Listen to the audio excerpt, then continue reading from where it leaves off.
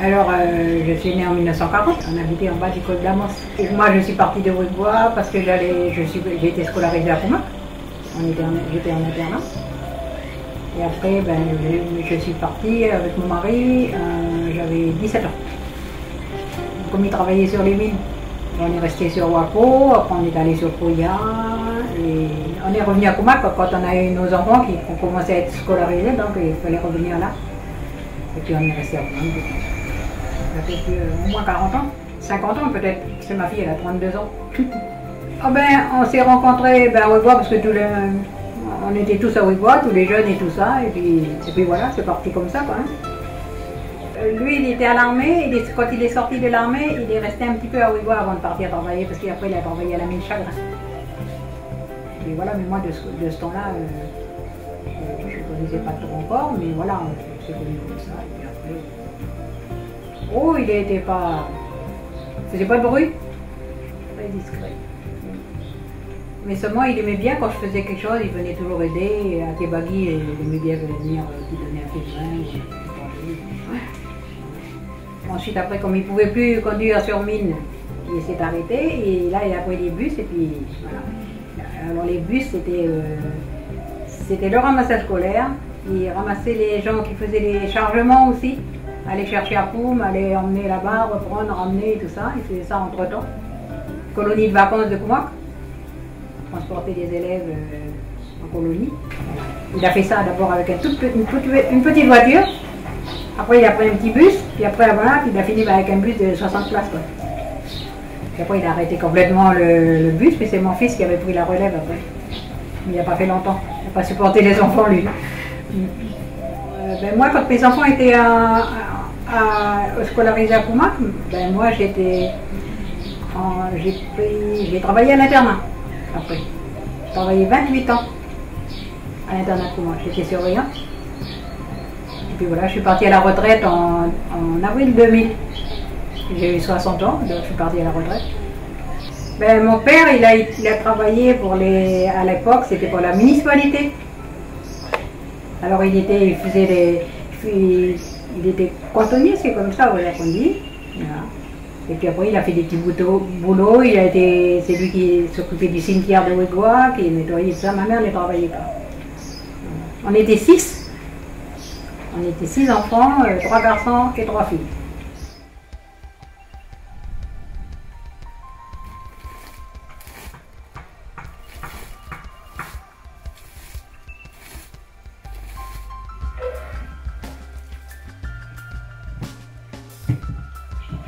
J'adore les mangues, mais là c'est les premières mangues de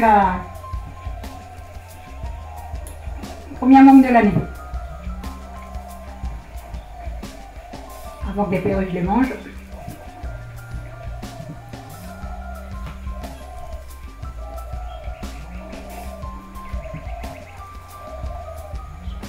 Je suis avec ma fille, ma petite fille et mon arrière-petite fille là.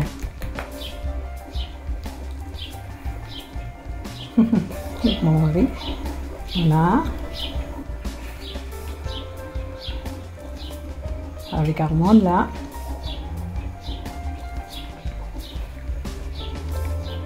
Ah oui, elle a eu une bonne idée. Là avec mon mari et mes 2 enfants. Là avec des amis.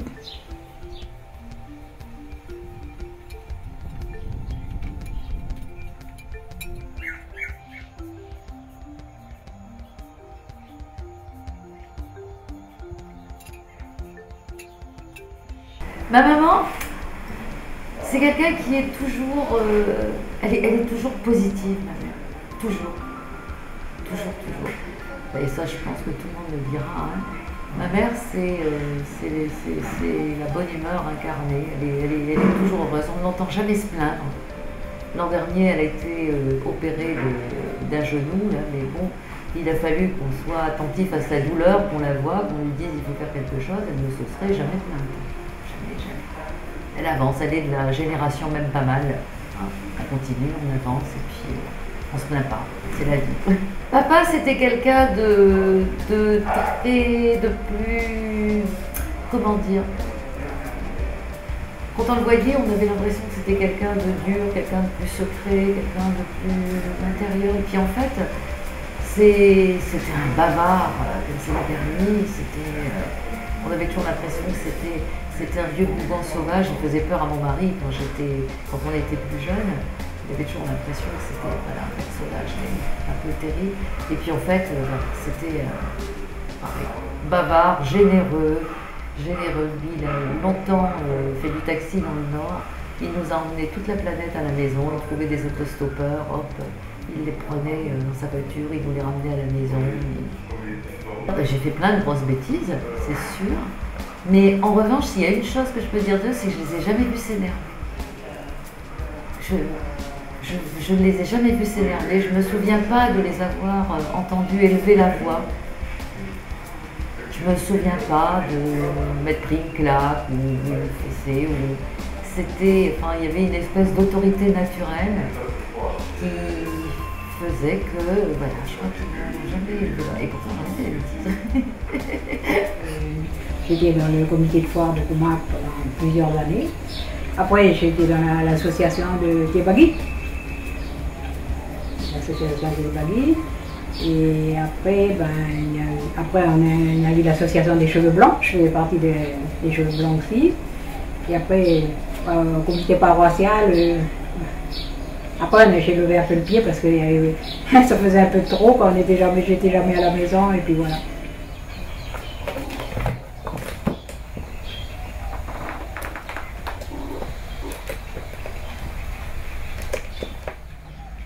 C'était le jour de mon anniversaire. Il m'avait fait la surprise, je suis arrivée là-bas, il y avait tout le monde là-bas. Hein. Alors ça c'est une photo, une vieille photo qu'on a retrouvée, sur laquelle on aperçoit mes grands-parents, donc ses parents, son père Augustin, sa mère Suzanne, et ici sa grand-mère, mon Dieu, je ne sais plus son prénom, Mandou.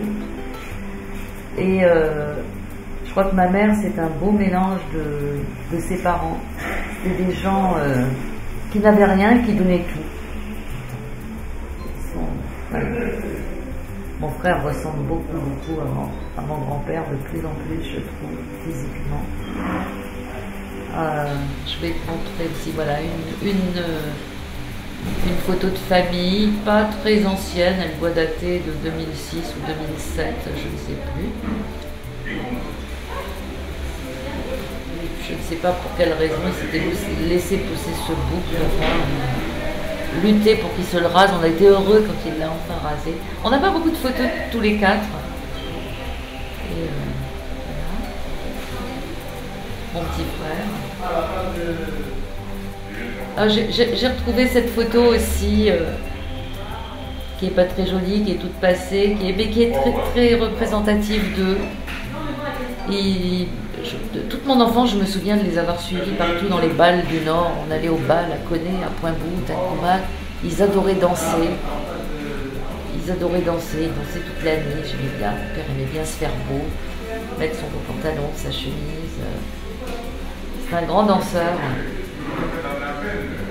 J'ai retrouvé celle-ci aussi. On n'y voit pas grand-chose, mais c'était un bel événement aussi. C'est papa qui avait organisé une grosse surprise pour les 70 ans de ma mère, où ils avaient invité plein de copains au plan d'Oc. C'était une grosse fête. Et j'étais une partie de la surprise, puisque j'étais arrivée le dimanche matin directement. Donc là, c'est juste le moment où j'arrive. Et on a l'air quand même très heureuse de se retrouver. J'ai emmené aussi celle-ci, les 4 générations, parce que donc là c'est ma fille et ma petite fille. Et là en revanche j'aurais pu en emmener une sacrée série, hein, parce qu'on en profite à chaque fois qu'on se retrouve pour faire une photo des 4 générations de Super Nana, comme on s'appelle, parce que bon,